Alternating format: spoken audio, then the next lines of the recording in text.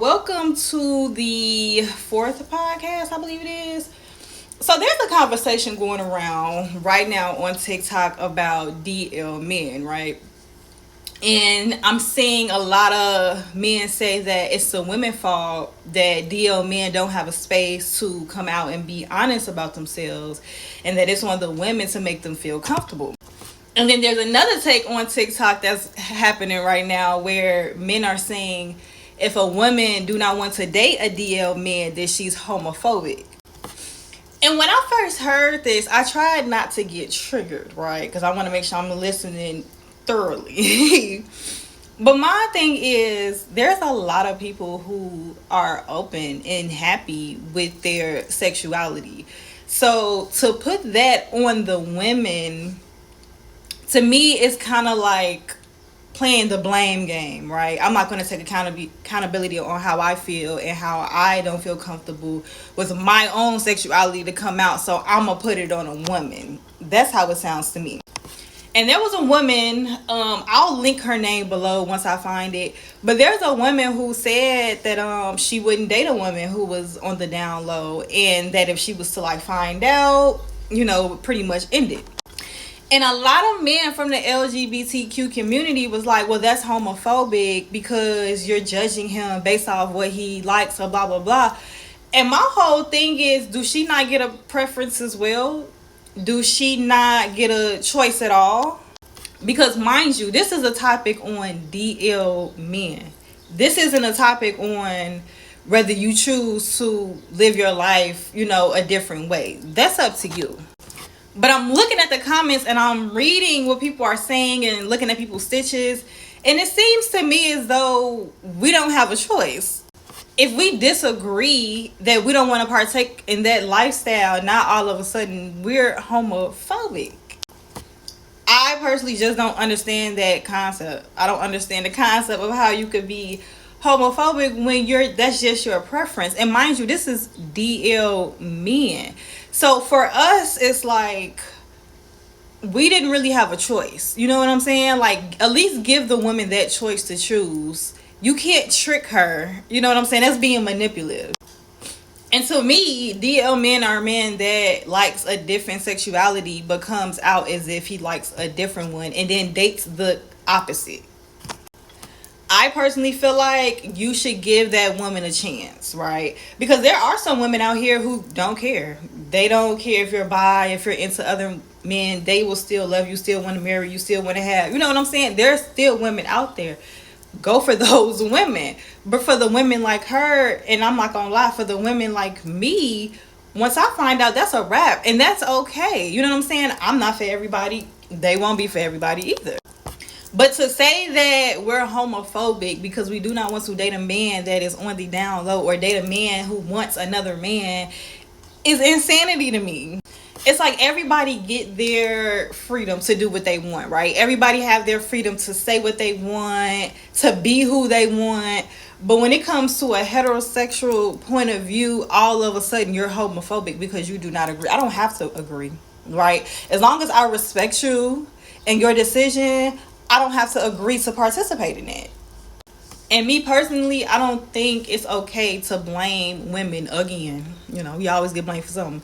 To blame women again that you don't have the confidence to speak your own truth. That's an individual experience that you're going to have to deal with yourself. You can't put that on women. Now, I'm not going to be naive and say that in certain communities, it's just not tolerated. It's not really liked. It's kind of shunned upon. But this was done way before we got here. So we knew this, right? This isn't nothing new. So when you make that decision and make that step to do that, you have to know, that's what comes with it. But to blame us because you're not confident enough to speak your truth, I just don't think that's fair. And I could bring another example, right? That's like if a transgender woman dates a heterosexual man and he does not know that she's transgender, right? And I've heard transgender people say, well, I'm not going to tell him until, I really fall for him or I really like him. And to me, that's wrong. And I'm going to tell you why. He's under the impression that you're a woman, right? Because that's what you said you are. Cool. But at the same time, you're still a trans woman, right? So you're not giving him the option to decide, do I want to involve myself into a trans woman? If he does, cool. If he don't, that's cool too. But to trick somebody into seeming like you're something that you're not, that's wrong and that's manipulative.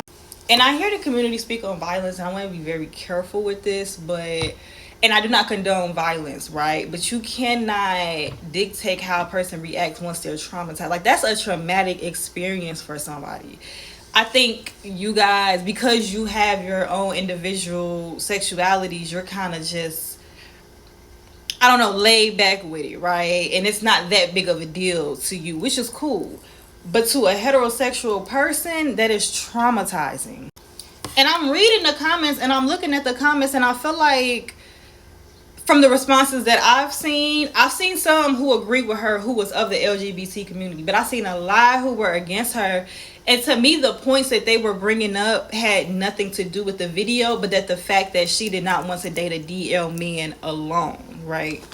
It's almost as if they were purposely trying to misunderstand what she was trying to say.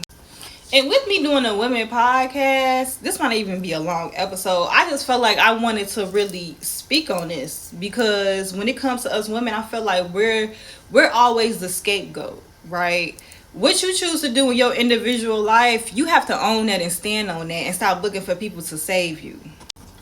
And because this is a women podcast, I just wanted to give a woman take on this, because they can be very traumatizing if you find that out, because you have an idea of what a heterosexual man is, and some of us love masculinity, some of us love heterosexualness, you know what I'm saying? So when that's not the case, that can be very traumatizing. It does not mean that, like, I'm not gonna say that because it is, but I'm gonna just say it can be traumatizing. And at the end of the day, I need for people to stop making women their scapegoat. And it's crazy times for a woman, because it's like we're getting it from everybody. When I say everybody, I mean everybody. And we're low-key going 40 years back. And the last point I really want to bring up is a guy said that women, you love to come around the LGBTQ. You like to wear them as an accessory and you like to come around them. But when it comes to dating them, you don't want to do that. And it's like, no, we don't. We just want to be friends. We want to kick it, and that's it. And you guys should be able to respect that and understand that. The same way you guys are asking for all this stuff, right? To join bathrooms, which I don't agree. To join sports, which I don't agree. And to do all these other things, you got to understand that point of view. But since I brought up the bathroom, even though I said it's going to be the last topic, let's keep it going. I do not think that a transgender woman should be allowed in the women's bathroom, right? As a woman, right, you're already going through a lot because you have to watch your back when you're in certain situations. And when you're in the bathroom, that's like a vulnerable, place, a vulnerable moment. So we really don't want no one outside of a woman in those bathrooms. Now, I do feel like they should have their own bathroom. Maybe they should have a transgender bathroom, a open invitation bathroom where anybody, can go in there. That's cool. But to be in those settings, I just highly disagree. And as a woman, we know the dangers, right? So the first thing we think of is, okay, so what if people just start putting on clothes saying that they're a woman, knowing that they're not really transgender or they don't live the transgender life, but just to get in the bathroom? Those are the things that we think of. And instead of being understanding, I get defensive feedback. Why does it matter? How can you tell if they're a woman or not? That's not the point, right? Or their stalls, so nobody is seeing each other, nobody is noticing each other. There's a reason why there's a woman in a men's bathroom separate. You know what I'm saying? There's a reason for that. And I'm not going to bring up stories and articles, because I'm not going to make one person a representation of all, but we can't turn a blind eye that these events definitely happen. And when it comes to sports, you dead wrong. Dead wrong for that. physically you're built different. And I hear a lot of people say, well, we're taking certain things for hormones, but that doesn't separate what you were born with compared to a woman. You still have that upper hand strength regardless if you're taking those things or not. I feel like it's dangerous. It's dangerous to have a man and a woman playing in the same sport. Again, it's a reason why we have women's sports, men's sports. Maybe y'all can have a transgender sports. I think that's cool. But for a person who physically stronger and have different attributes that a woman don't have, and to come into that space, that's crazy. And the crazy thing about it is that people are like, we're not trying to replace the woman. We're not trying to make it seem like you guys are less of a woman because we're here. And to me, it's like you can't. But it's a reason why there's things set in place, right? And then when you come and try to trump over that, we're concerned.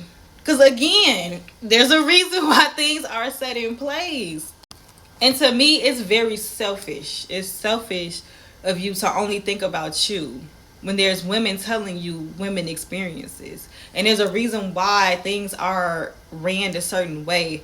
But instead of looking at those things, you know, you get the y'all think we better than y'all. It becomes a competition more than understanding, you know, each other's experiences. Now I want to be clear. I do understand there's an extreme side and then there's a cool side. So I understand all do not represent all, right? But I'm just going based off the things that I've heard. I've watched several lives just to get different perspectives on this issue. Like I said, this is going to be a shorter podcast. I just wanted to go out and talk about that topic. I think this is a good topic to have. If the LGBTQ community want a safe space for them, then they have to understand why those safe spaces for us were created. But yeah, y'all let me know in the comments. Y'all agree, disagree? I'm open to feedback. I'm open to different perspectives. I'm not going to take offense to it. Yeah, just let me know what you think in the comments.